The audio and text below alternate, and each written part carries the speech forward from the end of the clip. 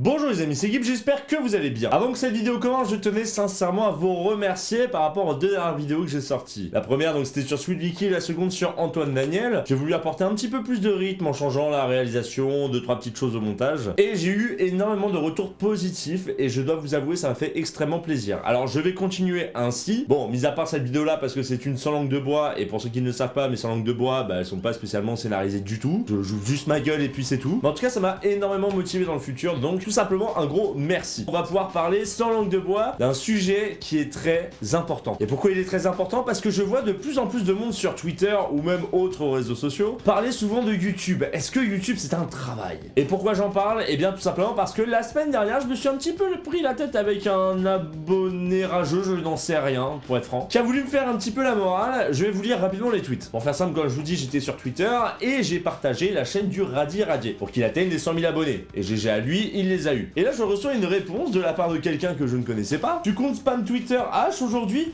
T'as pas un travail ou quelque chose à faire dans le monde réel? Alors déjà bonjour, je sais pas, genre de base tu dis bonjour, excuse-moi, je trouve que tu tweets de plus en plus, y a-t-il des problèmes dans ta vie? Mais pas genre, ouais tu tweets H24, c'est que t'as absolument pas de vie, hein, c'est complètement idiot déjà de commencer comme ça, tu me casses déjà les couilles, j'ai déjà envie de t'en mettre une. Mais du coup ce que je fais moi, personnellement, je cite le tweet parce que je reçois des fois des messages dans ce genre, expliquant aux gens que des fois il y a des gens qui ne te follow pas mais ils te font ce genre de remarques. Et en fait tu te rends compte juste une chose, ils te stalk H24. Et également le fait que tu peux tweeter et avoir une vie, hein. Vous savez, genre par exemple moi Twitter je l'ai sur mon téléphone, généralement c'est soit quand je suis dans le métro ou soit quand je suis dans le TGV ou autre, c'est là où j'ai tendance à le plus tweeter. Ou quand j'ai rien à foutre de ma journée, en effet c'est vrai. Mais il n'y a aucun rapport entre le fait d'avoir une vie et le fait de beaucoup tweeter, hein. Tu peux avoir une vie mais tweeter beaucoup à côté et inversement. Mais bon bref, c'est pas très intéressant, le plus intéressant c'est après. Le mec me répond, vous pouvez tous dire ce que vous voulez, je me lève à 3h10 du matin pour aller travailler et payer votre RSA. Donc après j'ai tout mon temps libre pour aller sur Twitter.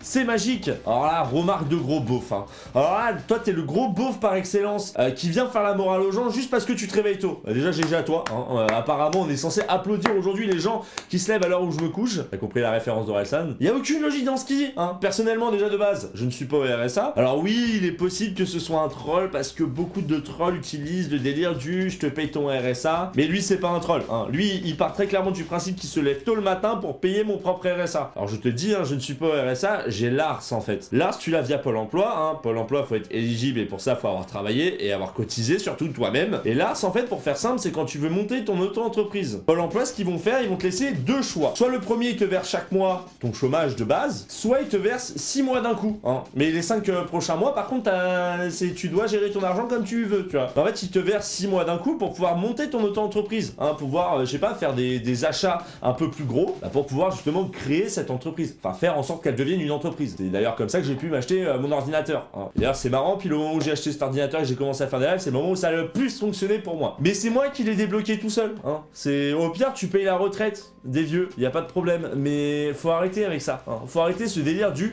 je te paye constamment ton RSA, ça ne fonctionne plus. Et pourquoi je vous parlais de ça? Parce que je vois surtout beaucoup de youtubeurs se justifier par rapport à ça, le fait que YouTube c'est un travail. Et justement, parlons-en. YouTube, en tout cas travailler sur la plateforme YouTube, créer des vidéos et générer des revenus grâce à des pages publicitaires, c'est un métier. Tout simplement parce que un métier c'est quoi à la base? Eh bien c'est une activité qui est reconnue par l'État. Parce que bah, du coup en fait tu payes une taxe pour l'État, hein, en travaillant. À partir du moment où tu payes pour l'État, c'est donc reconnu pour l'État, donc c'est un métier. Et vous savez ce qu'on paye quand on est sur YouTube ou quand on fait des streams ou autre chose? Eh ben le RSI, hein, voilà, tu payes une taxe parce que tu touches de l'argent. Alors oui, je suis désolé, plein de gens vont commenter des choses différentes, genre pas d'accord ou autre.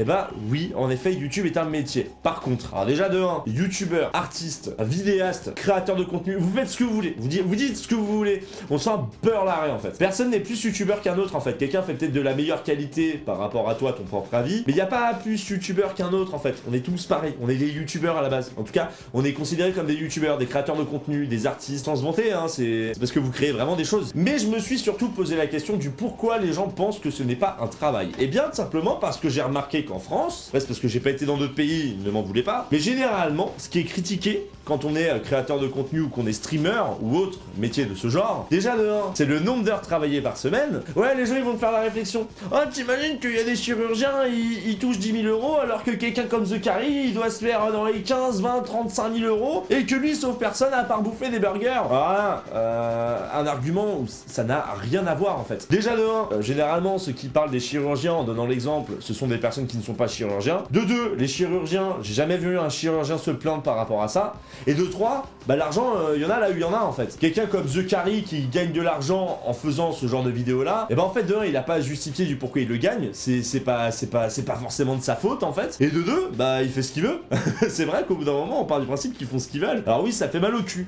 Hein. Toi ça te fait chier parce que t'es là et tu dis ouais, il se fait beaucoup d'argent alors qu'il fait de la merde. Alors je parle pas pour moi parce que moi aujourd'hui The Carry, j'aime bien regarder ses vidéos, elle me faut rire. Mais généralement c'est une personne qui va être jalouse. Alors en effet, je parle du nombre d'heures travaillées au total dans la semaine, mais également de l'argent que les youtubeurs touchent à l'heure. C'est surtout ça aussi que je voulais dire. Forcément, quand je parle de The Carry par rapport à un chirurgien, je parle des gens qui comparent le nombre d'argent qu'ils touchent à l'heure, alors que pour certains, le métier de chirurgien est bien plus important que le métier de youtubeur. Il y a beaucoup de gens qui gueulent par rapport à cette injustice-là. Voilà, ne m'en voulez pas, hein, je me suis juste un petit peu embrouillé dans mes propos. Retournons dans la vidéo. Mais ce que je veux dire, c'est que concernant le nombre d'heures, généralement, moi par exemple, si je fais des lives et en plus de ça que je fais des vidéos YouTube, au maximum je vais faire 20-25 heures dans la semaine. En effet, ça peut faire chier les gens parce que du coup, je touche autant qu'eux, hein, sachant qu'ils font, je sais pas moi, 35 heures. Enfin, pour certains, je dis pas combien je gagne ou quoi, ça n'a rien à voir. Juste que oui, en effet, j'arrive moi également à payer mes frais, sachant que je reste chez moi toute la journée. Mais pour les gens, ce n'est pas un travail parce que tu restes chez toi, parce que tu ne vas pas te casser le cul pendant 7 heures d'affilée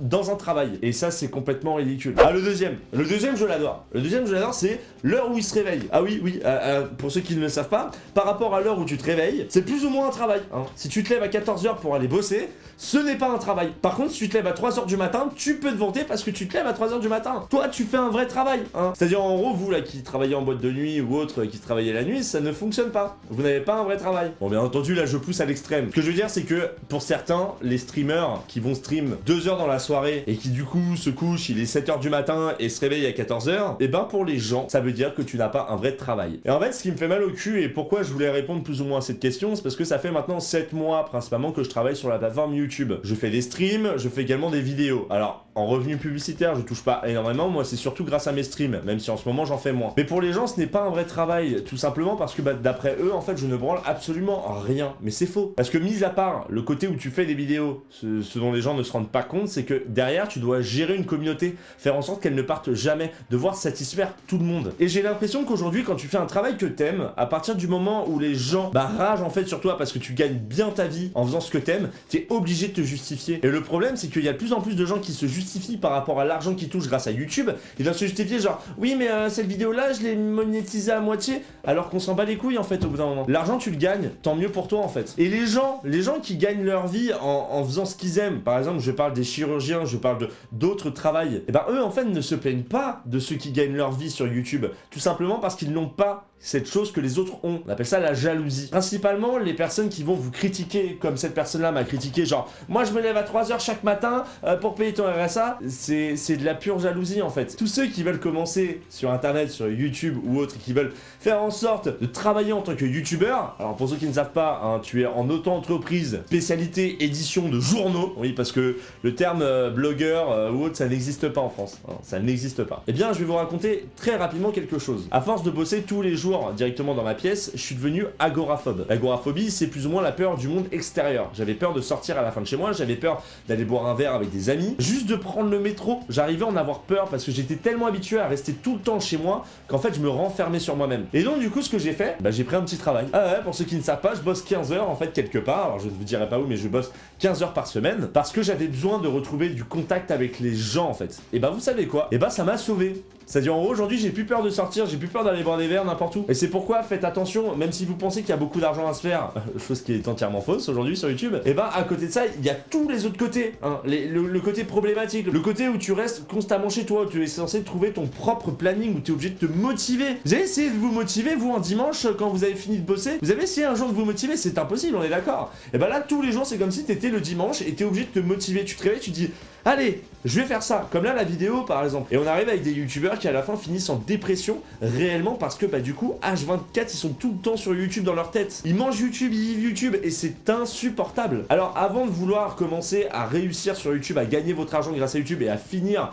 youtubeur, commencez déjà par vous poser ces questions. Est-ce que vous serez assez fort mentalement? Et oui, vraiment je parle du mental. Hein. Et c'est sans vouloir me vanter ou autre, parce que moi personnellement, mentalement, j'ai eu beaucoup de difficultés. Des soucis de santé, de l'agoraphobie, je dormais plus, je stressais parce que, ah oui, pour ceux qui ne savent pas, c'est un travail qui n'est pas certain. Hein. C'est-à-dire en gros, du jour au lendemain, tout peut s'arrêter. Votre argent peut baisser. Hein. Et vu les problèmes de monétisation qu'il y a sur YouTube, eh ben ouais, l'argent n'est pas toujours présent. Alors du coup t'es là et tu dis putain j'espère que je vais pouvoir payer toutes mes factures, et c'est un stress qui est continu en fait. Donc voilà, je voulais rapidement vous parler de cette chose formidable hein, qui est YouTube et qui a permis aux gens du coup d'avoir un emploi, hein, que les personnes soient déscolarisées ou autres. Aujourd'hui il y en a qui ont un emploi grâce à YouTube, peu importe ce qu'ils font, ils ont créé leur auto-entreprise et ça reste quand même de l'ambition, ils sont quand même ambitieux. Faut vouloir créer son auto-entreprise. Et toutes les personnes qui critiquent parce que YouTube c'est pas un travail, mec tu travailles 2 heures sur ton siège par jour pour faire ça, et en fait ce sont juste des personnes qui seront constamment jalouses. Et ne vous arrêtez pas à ces personnes là.